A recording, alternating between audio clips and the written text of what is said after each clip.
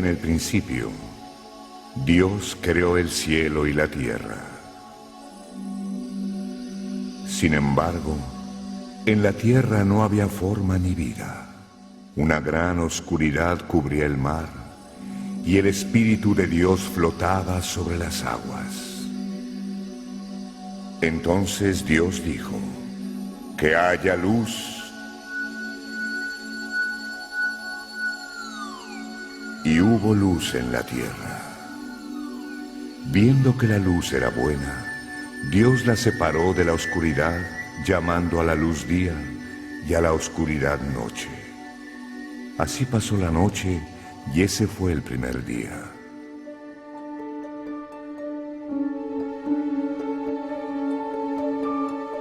Dios dijo también: «Que se haga un firmamento en medio de las aguas para separarlas en dos partes».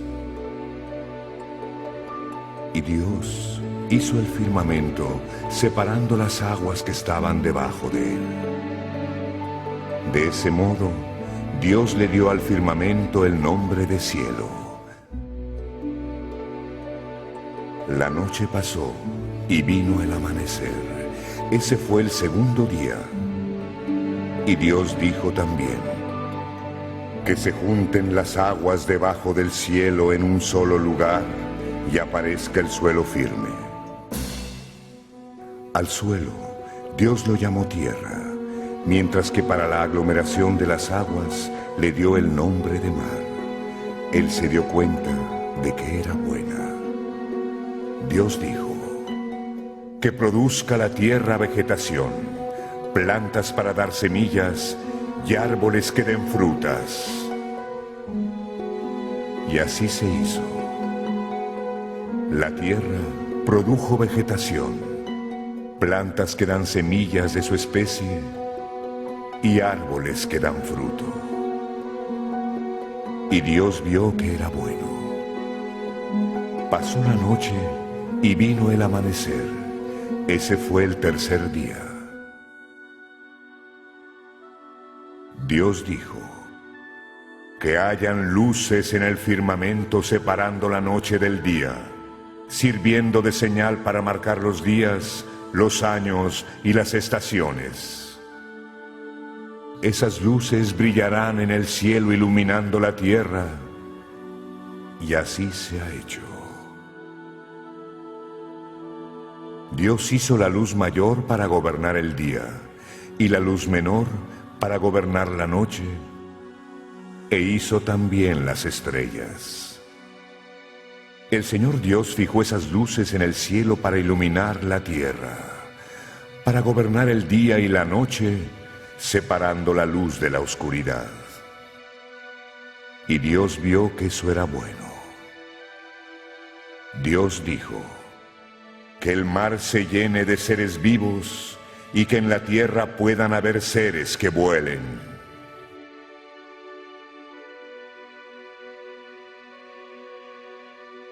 Dios creó los grandes animales del mar y las especies de seres vivos que nadan y vuelan según sus especies. Dios vio que era bueno. Él bendijo todos los seres vivos con estas palabras: «Sean fecundos y se multipliquen, y llenen las aguas del mar, y en la tierra se multipliquen los seres que vuelan». La noche pasó, vino el amanecer. Ese fue el quinto día. Dios dijo: «Que la tierra produzca todo tipo de animales, domésticos, salvajes y los que se arrastran por el suelo conforme la especie de cada uno». Y Dios hizo los animales salvajes, domésticos y reptiles, de acuerdo con la especie de cada uno. Él vio que era bueno, y entonces dijo Dios: «Vamos a hacer los seres humanos a nuestra imagen y semejanza. Ellos tendrán poder sobre los peces, aves, animales domésticos, salvajes y reptiles, y sobre toda la tierra». Y Dios dijo: para que tengan alimento. Yo doy las plantas que producen semillas y los árboles que dan frutos, mientras que para los animales salvajes, para las aves y reptiles, doy hierba y verduras como alimento. Dios vio que todo lo que había hecho era muy bueno. La noche pasó y vino el amanecer. Ese fue el sexto día. Y así terminó la creación del cielo, de la tierra y de todo lo que existe. En el séptimo día, el Señor Dios concluyó toda la creación y descansó.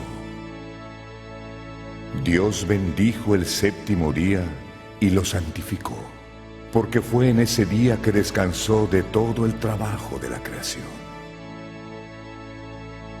Así fue que el cielo y la tierra fueron creados.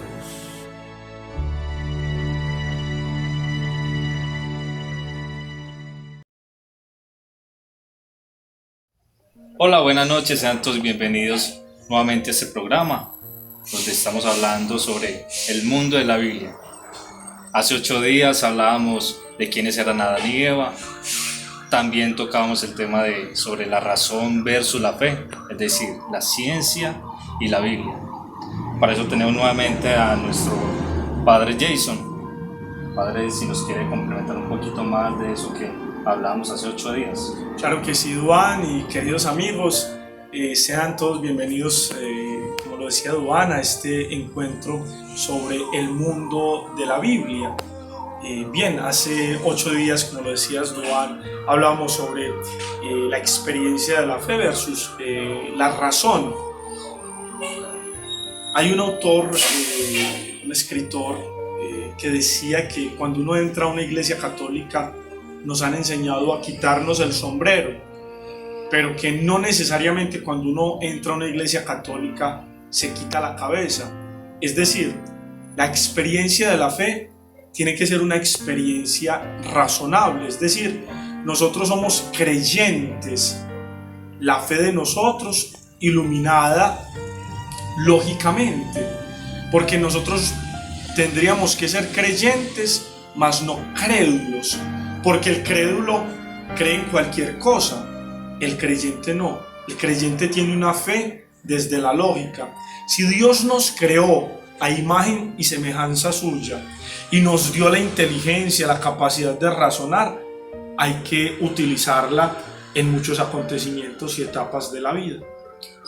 Padre, bueno, usted nos habla mucho de la razón, ¿cierto? Y para eso tenemos un nuevo tema, y es sobre esto del paraíso terrenal. Racionalmente existe, ¿en qué país está? Nos dicen que están en el Medio Oriente. ¿Usted qué nos puede contar sobre esto, padre? Claro que sí, muy buena pregunta. Si existió el paraíso terrenal, por eso quisiera que nos adentráramos en el capítulo 3 del libro del Génesis. Los invito a ustedes a que saquen sus Biblias y nos metamos en esta experiencia del capítulo 3 del libro del Génesis, donde vamos a desarrollar esa temática en esta noche, en este sábado. ¿Existió ese paraíso terrenal? ¿Dónde queda? ¿Cuáles son sus características? ¿De dónde surgió todo esto del paraíso terrenal? Los invito a que nos adentremos en este mundo de la Biblia.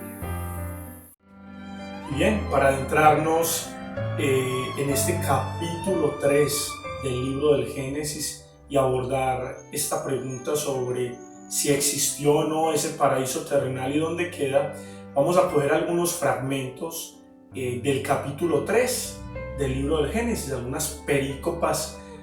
Por eso los invito a que ustedes tengan sus Biblias ahí abiertas en el capítulo 3 del libro del Génesis, y vamos a poner algunas perícopas que nos van a iluminar esta pregunta sobre el paraíso terrenal. Claro que sí, padre. Para eso tenemos aquí algunas perícopas, como nos dice el padre. La primera perícopa que nos habla sobre la mujer, que es del versículo 6 al 7, nos dice: la mujer vio que el árbol era apetitoso para comer, agradable a la vista y deseable para adquirir sabiduría. Tomó pues de su fruto y comió. Dio también de él a su marido, que estaba junto a ella, y él también comió.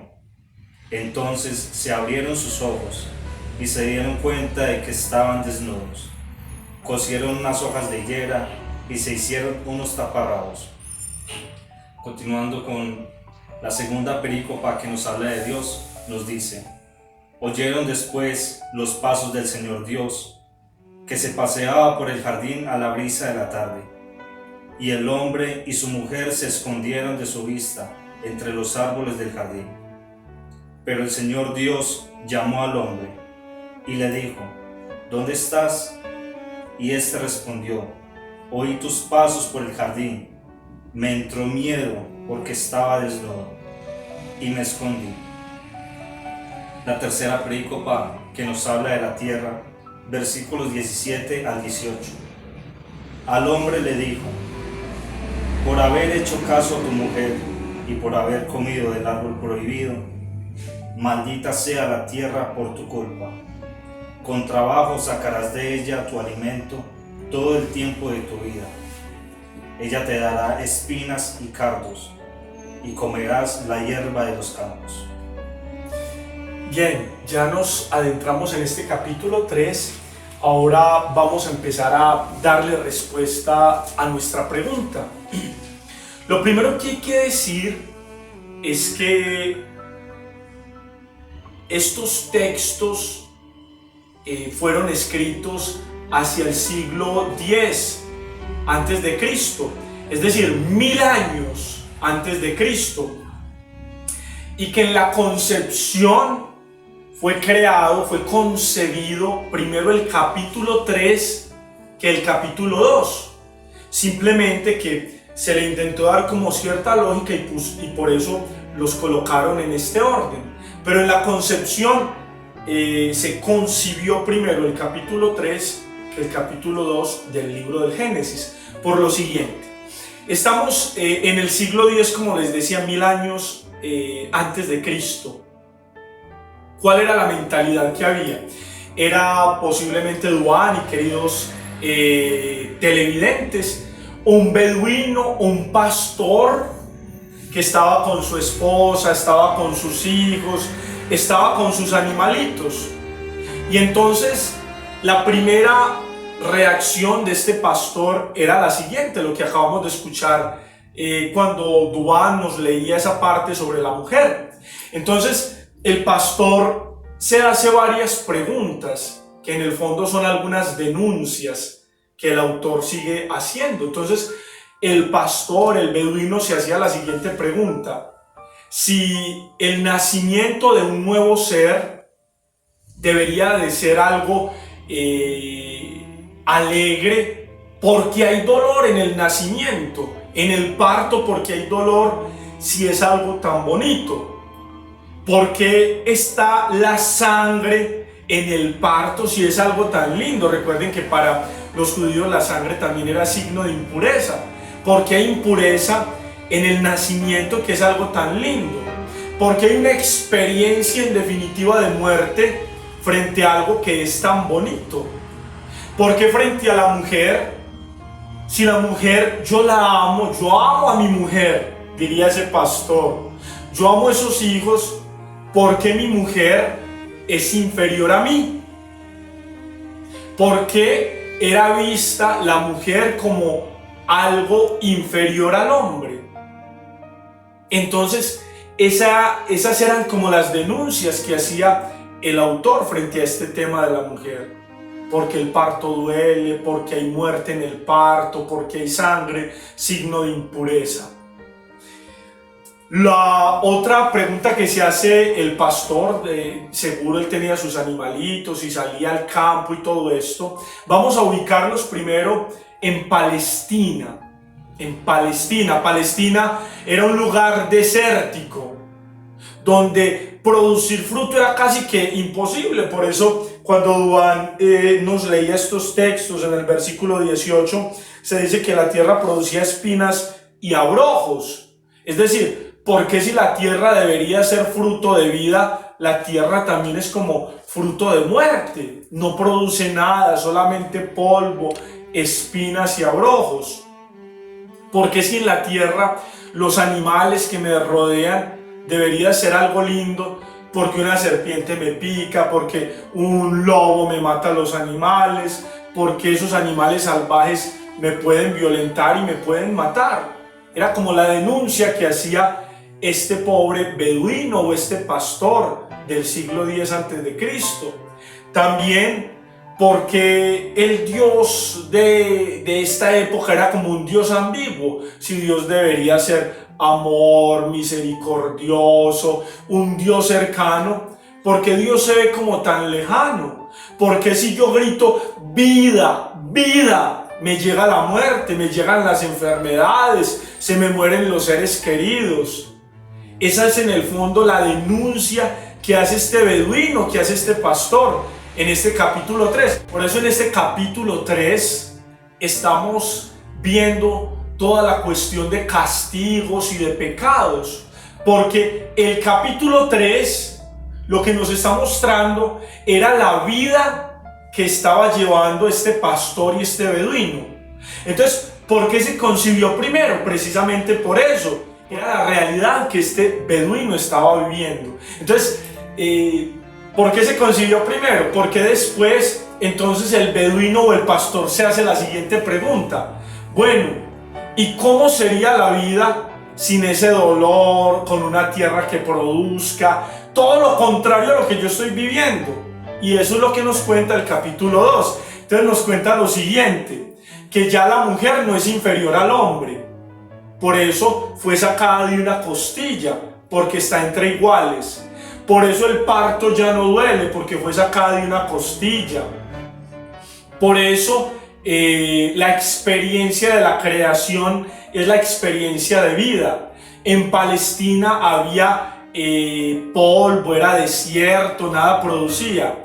En ese jardín que este hombre se imaginó, hay pastos, hay flores, hay agua, hay frutos abundantes. Todo lo que me habla de ese Edén es vida. Ya los animales no son unos enemigos para mí, no me van a comer, no me van a violentar. Ya los animales se convierten para mí en verdaderos amigos. Ya Dios no es ese Dios lejano, tenebroso, miedoso. Ya Dios es un Dios cercano, que va a ese jardín del Edén en las tardes, que habla conmigo, que me visita, que se preocupa por mí. El trabajo ya no es algo tormentoso, porque la tierra produce. Entonces, si ustedes ven en la lógica, el beduino o el pastor en el capítulo 3 del libro del Génesis estaba viviendo una realidad difícil, de pobreza, de injusticia, de hambre, de necesidades, de muerte. Y entonces, ¿qué hizo este pastor? Se soñó todo lo contrario: vida, abundancia, comida, agua, tierra fértil, animales cercanos. Por eso se consiguió primero el capítulo 3 del libro del Génesis. Entonces, lo que él hizo fue imaginarse esa tierra del Edén como un motivo de esperanza, no como una nostalgia perdida del pasado. Por eso tú y yo también tenemos que seguir soñando en ese Edén. No quedarnos en la tristeza de tal vez la vida con sus avatares, con un cáncer, con corrupción, con pobreza, con delincuencia. No, hay que seguir soñando ese Edén, que lo hacemos nosotros sin darnos cuenta, Duván y queridos amigos. Cuando decimos: yo voy a hacer una profesión, voy a tener un buen empleo, voy a tener una casa, voy a tener un carro, voy a tener una familia. Ese es el Edén. Son esas cosas lindas que nosotros vamos soñando y vamos construyendo también al mismo tiempo. Por eso nosotros, esa tierra prometida no está en ningún lugar. Esa tierra prometida eres tú y yo. Cuando construimos cosas lindas en familia, cuando lo que soñamos lo vamos volviendo realidad, esa es nuestra tierra del Edén. Ese es nuestro jardín del Edén. Sí, Padre, y entonces todo esto que usted nos ha contado, ¿qué podemos sacar de ello? Lo que podemos sacar es muy claro. No podemos mirar hacia el pasado con nostalgia, y nosotros tenemos esa tendencia. Mirar hacia el pasado con nostalgia. Lo que aconteció ayer, no quedarnos en ese pasado, porque a veces son pasados tormentosos. No, la invitación con este jardín del Edén es ir hacia el futuro, mirar qué es lo que se nos promete, cuáles son esas cosas lindas que están por venir para nosotros. Los novios, formar ese jardín del Edén desde una familia, desde el matrimonio, formar ese jardín del Edén teniendo una casa propia y lucharla y sentirla, formar unos hijos desde la experiencia cristiana, desde la experiencia de la fe. Todo eso es jardín del Edén. Esas esperanzas lindas, esas ilusiones que nadie nos puede quitar y que nadie nos puede arrebatar. Padre, usted nos ha hablado ya, o nos ha contado en ocasiones pasadas sobre el capítulo 2 del Génesis, y es esto de la serpiente. ¿Quién es? Algunos, la gente o nosotros nos decimos es el diablo. O sea, ¿quién es exactamente la serpiente? Muy bien, excelente pregunta, Duan, y queridos amigos, vean, la serpiente, primero que todo, no es la suegra, como se los he dicho. No, ni mucho menos. Hay que quererlas a las suegras. Hay unas muy queridas, ¿cierto? Entonces la serpiente no es ni el diablo ni el demonio, porque nosotros empezamos a crear imágenes y nos empezamos a asustar con estas imágenes. No, es muy sencillo. La serpiente era el símbolo de un pueblo cananeo. Los pueblos cananeos eran pueblos vecinos al pueblo de Israel. Entonces era un símbolo pagano, no era un símbolo de este pueblo hebreo, de este pueblo de Israel. Entonces, como símbolo del pueblo cananeo, era algo pagano. Entonces, por eso ellos diferenciaban entre lo que hacía parte de sus costumbres hebreas de este pueblo de Israel y lo que era de pronto pagano o de pueblos vecinos. Por eso el símbolo de la serpiente, que era el símbolo de un pueblo pagano. Padre, hablando más, y Adán y Eva, esto del fruto, que lo conocemos es la manzana. ¿Es culpa de la manzana que nosotros seamos pecadores? O sea, esto de la manzana, ¿qué significa ahí dentro del libro del Génesis? Claro que sí, Duan, muchas gracias. Primero que todo, en ninguna parte de la Sagrada Escritura, del libro del Génesis, se nos habla sobre la manzana. Lo del tema de la manzana es porque la Sagrada Escritura fue traducida en latín. Y en latín, mal se dice malum. Y manzana se dice malus. Entonces ellos, por traducir que ese era el fruto del bien y del mal, lo tradujeron no escribieron malum, que es el mal, sino que escribieron malus, manzana. Pero en ningún momento se habla de la manzana. No es un problema gastronómico en el libro del Génesis. Simplemente es una mala traducción del latín. Simplemente se habla del fruto de ese árbol, del bien y del mal. Lo primero que hay que decir es eso. No es una manzana, sino que es una mala traducción del latín que decía malum para hablar del mal y malus, que era manzana, es decir, una mala traducción. Y esto de la desnudez, que Adán y Eva se sienten como esa vergüenza. ¿Por qué se da la desnudez? Bien, es algo muy revolucionario en el libro del Génesis por lo siguiente. Ahorita les hablaba de que la serpiente era el símbolo de los pueblos, del pueblo cananeo. Entonces, ¿qué hacía? ¿Cuál era la cuestión de la desnudez? Muchos israelitas se iban para estos pueblos cananeos. ¿Y qué pasaba? Cuando iban a estos pueblos cananeos, dejaban sus costumbres religiosas. ¿Y qué hacían en estos pueblos cananeos? una de las costumbres era que se acostaran con algunas sacerdotisas. Entonces ellos tenían relaciones sexuales, había desenfreno, había vino, había licor, sobre todo licor y sexo. Y para el sexo quedaban completamente desnudos. Y cuando ellos volvían a Israel, el tema de la desnudez en el libro del Génesis es una denuncia. ¿Qué les está queriendo decir? Ustedes se paganizaron en un pueblo extranjero. La desnudez significaba eso, ustedes se fueron a prostituir y a beber en otras partes. Entonces, el tema de la desnudez es una denuncia.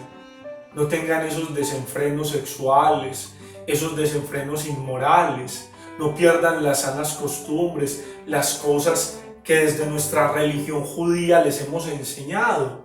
No pierdan esos principios lindos que se les ha enseñado a cada uno de ustedes. La desnudez en el fondo es una denuncia de estos hebreos que se han paganizado en otras tierras. En palabras más sencillas para nosotros en el mundo de hoy, cuando el Señor llega a la casa con la camisa untada de labial y dice, no es lo que tú piensas, amor, y la esposa con la mirada lo está desnudando, le está desnudando realmente la verdad y le está diciendo cara a cara cuando lo mira a los ojos, me estás mintiendo, me estás diciendo algo que no es cierto.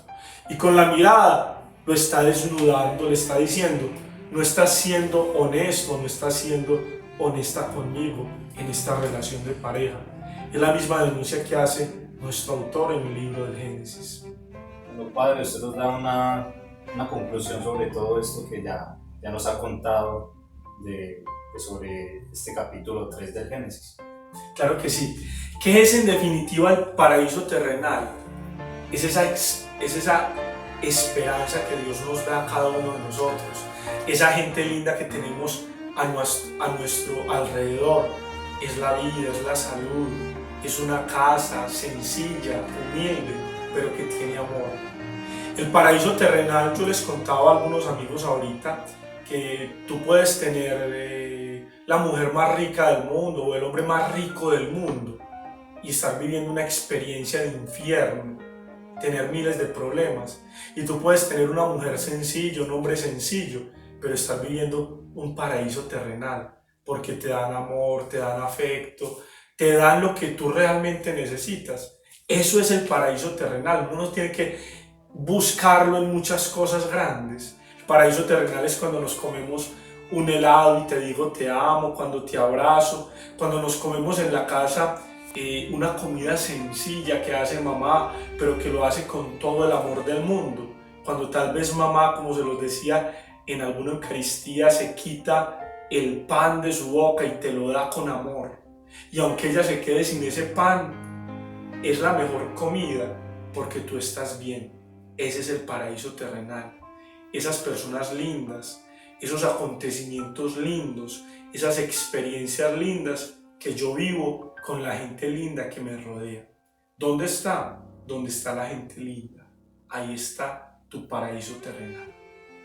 Bien, Padre, como cada 8 días quisiera pues que nos regale algún texto del Nuevo Testamento, si nos puede compartir, Padre. Claro que sí. Hoy quisiera regalarles 2 textos muy lindos del Nuevo Testamento. Un primer texto del Evangelio de San Juan. Ahorita hablamos de la mujer cuando da luz y que a veces es signo de muerte. El Evangelio de San Juan en el día de ayer nos hablaba de cómo la mujer da luz y siente alegría. Y otro texto es la segunda carta de San Pablo a la comunidad de Corinto. Por eso los invito a que abran sus Biblias en este Nuevo Testamento. Vamos a abrirlo en el Evangelio de San Juan.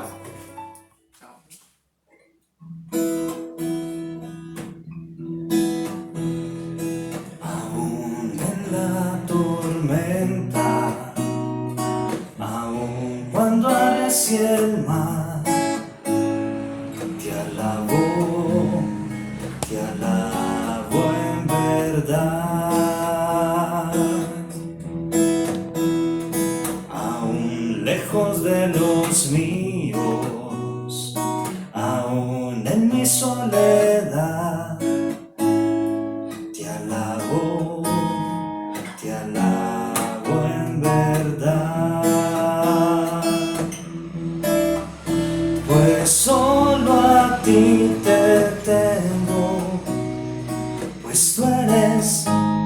heredad.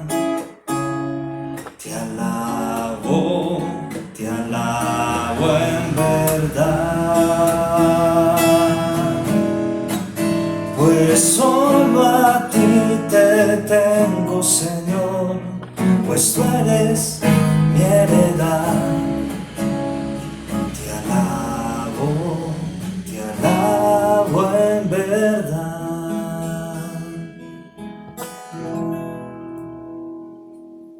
Y bien, nosotros los invitamos a que tomen la Sagrada Escritura. Vamos a tomar el capítulo 16 del Evangelio de San Juan, versículos del 20 al 22.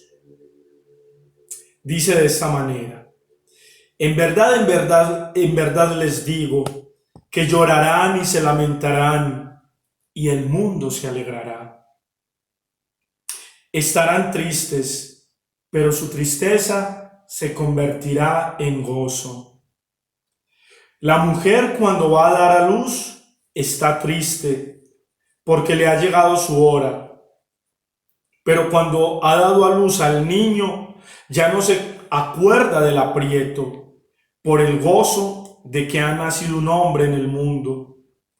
También ustedes están tristes ahora, pero volveré a verlos y se alegrará su corazón y su alegría nadie se las quitará. Palabra del Señor. Gloria a ti, Señor Jesús. Gira que gira, rueda que rueda, siento tus manos sobre mi greda. Me asombra el pensar que tú la quieras. Tu cacharro acaba de caerse, acaba de quebrarse, acaba de encontrarte. Tú mi alfarero,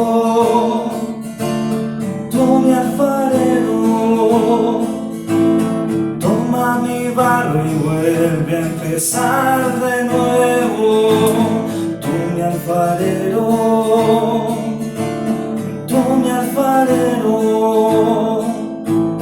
toma mi barro y vuelve a empezar de nuevo.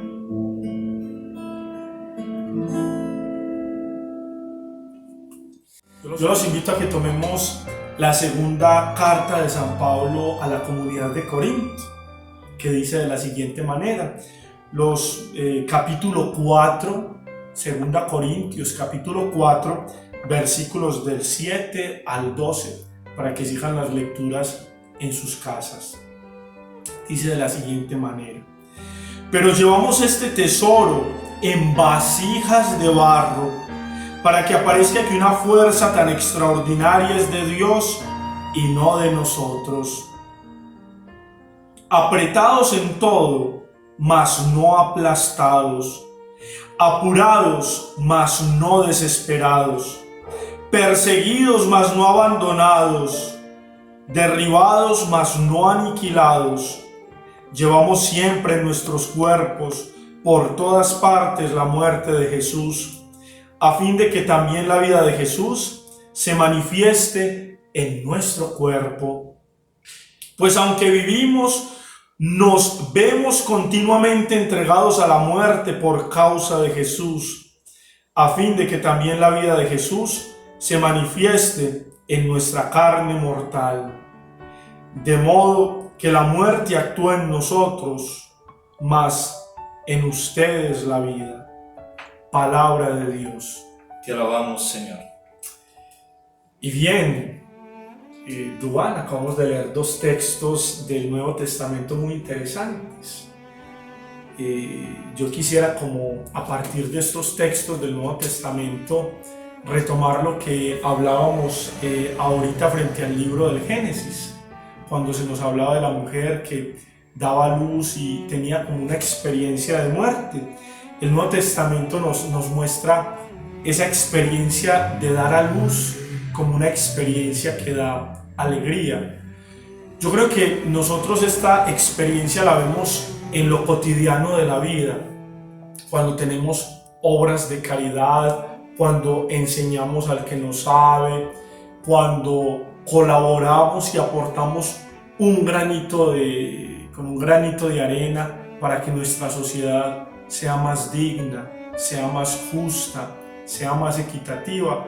Es ahí donde también estamos dando a luz un nuevo hijo, dando a luz un nuevo ciudadano.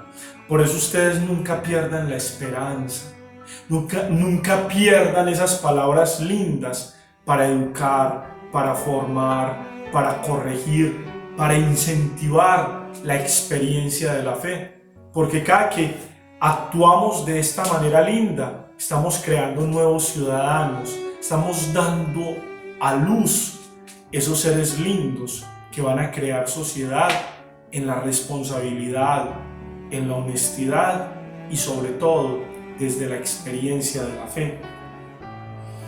Y cuando San Pablo nos dice bellamente en el capítulo 4 de la segunda carta a los Corintios que estamos apurados pero no desesperados, perseguidos mas no abandonados, derribados mas no aniquilados, es una experiencia de fe muy bonita, porque nos está diciendo San Pablo: no pierdan esa esperanza nunca, no pierdan de vista que podemos tener ese nuevo jardín del Edén en nuestra experiencia de vida cotidiana. Nunca pierdan de vista esa palabra linda que Dios nos va dando todos los días. Por eso ahorita, antes de acostarse, ustedes ojalá leyeran en familia estos dos textos que les hemos propuesto para esta noche: el capítulo 16 del Evangelio de San Juan y el capítulo 4 de la segunda carta de Pablo a los Corintios, que nos están invitando a no desfallecer y a vivir en la esperanza, es decir, en esa tierra prometida, en ese jardín del Edén. Cuando uno tiene alegría en el corazón, ¿qué más jardín del Edén hay? Es eso. Cuando uno no tiene alegría en el corazón, cuando la vida y la alegría parecen como extraviarse, esa es una experiencia de muerte y de crisis que están viviendo los seres humanos en nuestro siglo XXI. Si tienes amor en el corazón, si tienes paz, si tienes vida, ese es tu jardín del Edén. Esa es la invitación que les queremos hacer para esta noche, a que busquen en sus corazones, en sus vidas, en sus familias, esa tierra prometida, ese jardín del Edén. Yo los invito a que desde sus casas abramos nuestras manos y que le cantemos a ese Padre Celestial, a ese Dios cercano, amoroso, misericordioso, que no nos juzga y que siempre nos acompaña, y que le digamos la oración que Él mismo nos enseñó.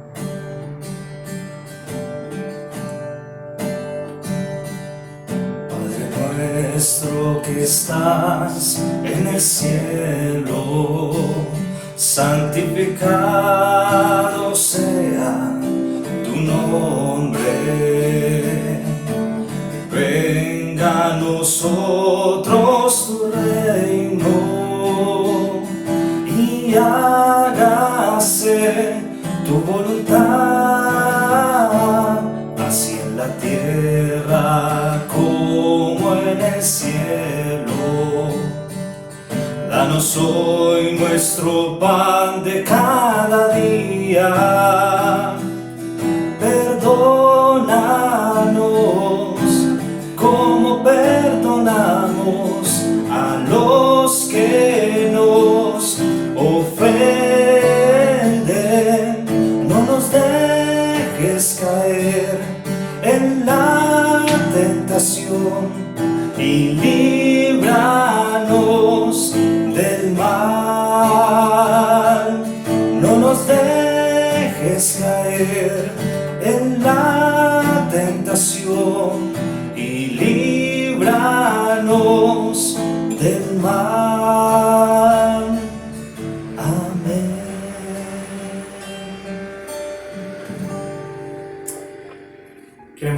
agradecerle, Duan y mi persona, este encuentro maravilloso en esta noche, donde nos hemos adentrado en este mundo de la Biblia.